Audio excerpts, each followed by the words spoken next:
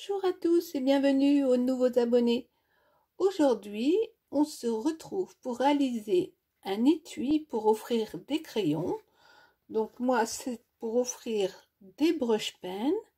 Mais ne vous inquiétez pas, si vous avez plus de crayons à offrir ou s'ils ne font pas la même taille, je vais tout vous expliquer pour adapter le schéma de découpe en fonction des crayons que vous avez.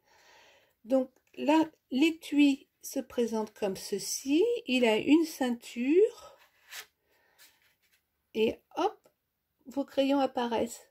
C'est sympa, non? Cet étui vous tente? Allez, c'est parti. Pour faire l'étui pour ces brush-pens, j'ai pris une feuille de 19,5 de large sur 26 cm de long. Mais vous n'allez peut-être pas utiliser ces crayons-là. Donc, il faut que vous puissiez faire le schéma en fonction de la taille de vos crayons. Je vous explique tout. Ça, c'est le schéma de découpe. Vous allez faire vos propres mesures. Je vous explique. En fait, ici, cette partie-là correspond à l'épaisseur de votre boîte. Donc, à l'épaisseur de votre crayon feutre, capuchon compris. Donc, pour moi, les brush-pens, il me fallait 1,5 cm. Ensuite, cette partie-là correspond à la largeur de votre boîte. Donc, pour mettre 6 crayons brush-pen, il me fallait 7,5. Donc, j'arrive à 9. Ici, vous avez à nouveau l'épaisseur de votre boîte. Ici, la largeur de la boîte. Et ici, l'épaisseur. Donc, vous allez pouvoir mettre vos propres mesures en fonction de vos crayons. On passe sur cette partie-ci. Ça, c'est la hauteur de votre rabat. Donc, moi, je voulais faire un rabat de 9 cm, mais vous allez pouvoir faire le rabat que vous souhaitez. Là, c'est l'épaisseur. Donc, normalement, ça correspond à ça, on est d'accord. Cette partie-ci correspond à la hauteur de votre boîte. Et ça correspond à l'épaisseur ici. D'accord? Là, à nouveau, l'épaisseur. Cette partie-là, avec un léger décroché, correspond à l'avant de la boîte. Et là, c'est à nouveau l'épaisseur. C'est clair pour tout le monde? Donc là, je vous laisse les mesures pour faire une pochette pour mettre des brush-pens. Je sais que certaines aiment bien prendre des notes avant de faire, mais ne vous inquiétez pas, je vais vous accompagner pas à pas. C'est bon pour vous? Allez, c'est parti. On prend notre massicot. On a coupé une feuille de 26 cm sur 19,5. On va la prendre dans le sens de la largeur, sur les 19,5.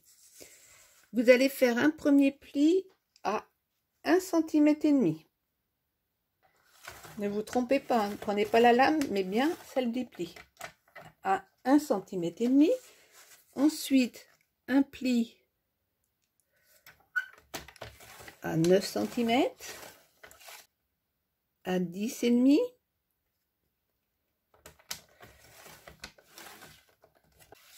à 18. Vous retournez d'un quart de tour. Vous faites un pli à 9 cm,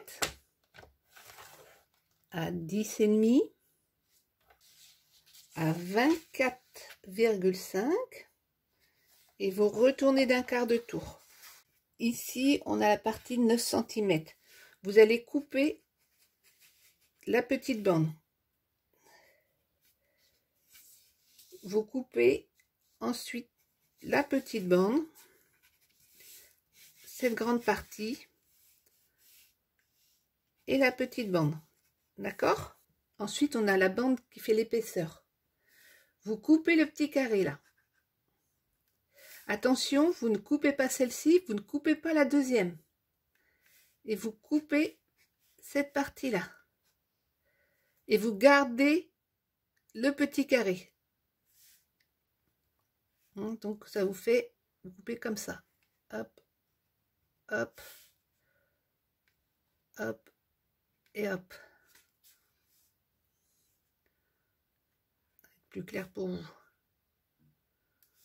Voilà. En bout de page, vous coupez le petit carré ici. En partant du bas, vous allez venir faire une marque à 14,5. Une ici et une là. Vous tracez un trait au crayon de bois. Vous alignez votre règle, le 0 ici, et vous allez faire une marque à 11 cm et à 17,5. Et là, vous allez tracer un trait entre l'intersection ici et le trait que vous venez de faire. Comme ça.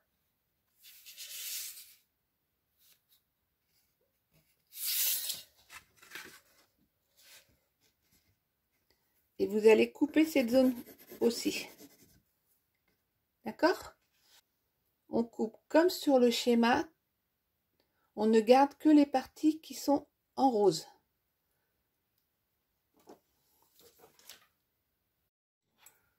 On va maintenant venir. On tourne notre papier. Et ici, vous voyez, on va aller tout droit.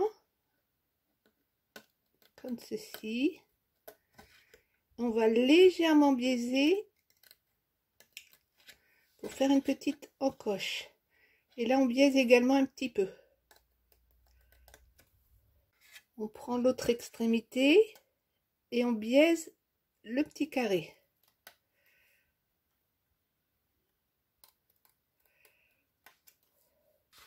On retourne et on va biaiser légèrement ici. Là, on va tout droit. On biaise comme ceci. Et on biaise également ici.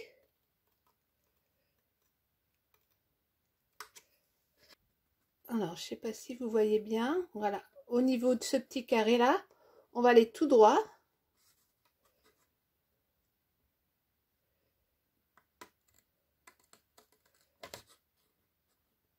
Tout droit de chaque côté. Et on biaise ensuite côté intérieur du carré.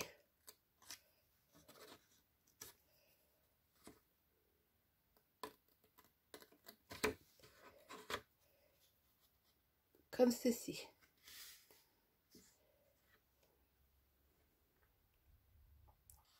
Une fois que ça c'est fait, on va pouvoir procéder à la décoration. Si comme moi vous souhaitez mettre une bordure sur votre rabat, vous commencez par plier votre papier une première fois, sinon ça ne passera pas en machine.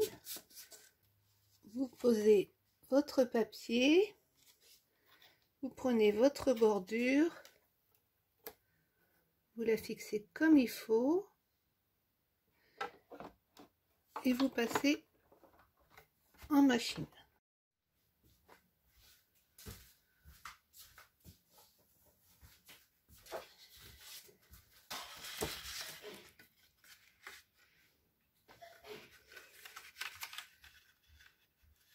Si comme moi vous avez une bordure évidée et que vous voulez la mettre plus en valeur, vous découpez un petit morceau de 7,5 sur 1,5. Vous vous positionnez bien comme il faut. Avec un crayon, vous tracez les contours.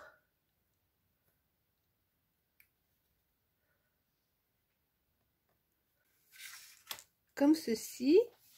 Vous les coupez. Et vous collez la bande. Vous voyez, comme ça met beaucoup plus en valeur la découpe, je trouve. Maintenant, on va tracer les petits tirets de fausse couture. Donc, à l'époque, je l'avais fait à la main. Mais cette année, j'ai eu la roller shutter à mon anniversaire. Donc, ça va être beaucoup plus pratique. Et je me suis acheté ce crayon là qui est vraiment super. C'est le Jelly Roll en 0,8 de la marque Sakura. Et il marche très très bien. Je vous le conseille. Si vous avez l'occasion de le voir, n'hésitez pas à le prendre.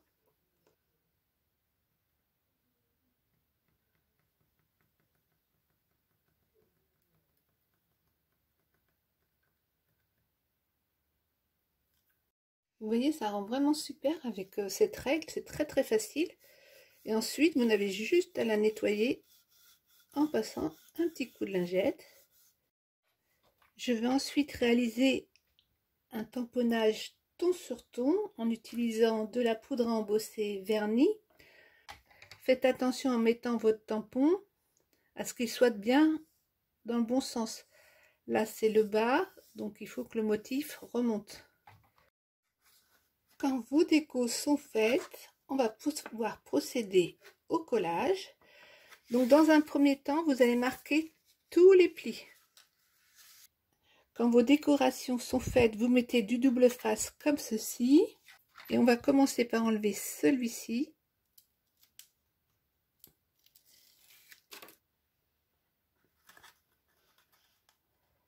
À ras, comme cela.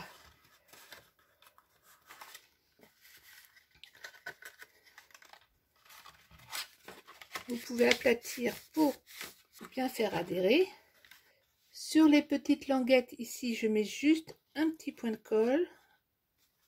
Pareil de l'autre côté. Ça va fortifier notre boîte. On va maintenant défaire le double face en bas.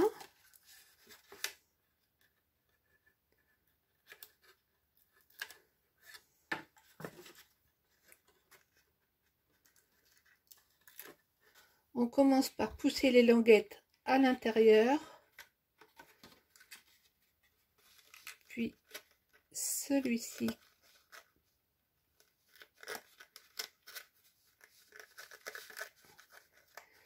Et on rabat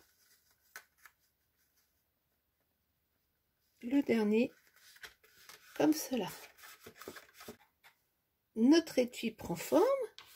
Il nous reste à faire la sangle de fermeture. Pour faire la ceinture, dans les chutes de papier, vous prenez un morceau de 2 cm sur 21. Si comme moi, vous avez fait des petits traits de fausse couture, eh bien, on recommence. Ensuite, on prend notre ceinture. On fait un premier pli à environ à 7 cm environ. Ça, vous le marquez bien.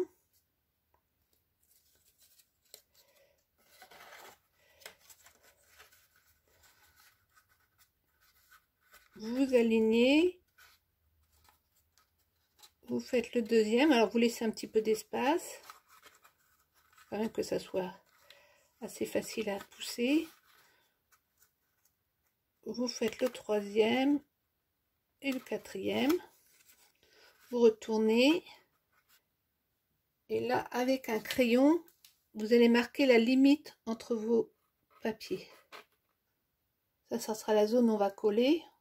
Mais c'est surtout si vous mettez du tissu pour pas aller en mettre ici. Sinon, vous aurez une double épaisseur, ça va pas faire très joli. Donc moi, je vais coller un tissu, une bande de tissu comme ceci.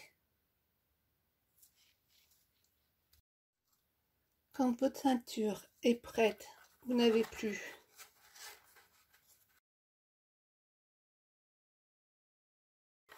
à venir mettre de la colle. Voilà, notre étui est terminé. Vous voyez, j'ai rajouté une petite fleur sur la ceinture pour finir le tout. On a nos crayons à l'intérieur. Donc je trouve que c'est une façon élégante d'offrir des crayons à une amie scrapeuse ou faire une trousse pour un enfant. J'espère que le projet vous a plu. N'hésitez pas à me mettre des commentaires et à liker la vidéo. Et on se retrouve très bientôt sur Muriel Scrap.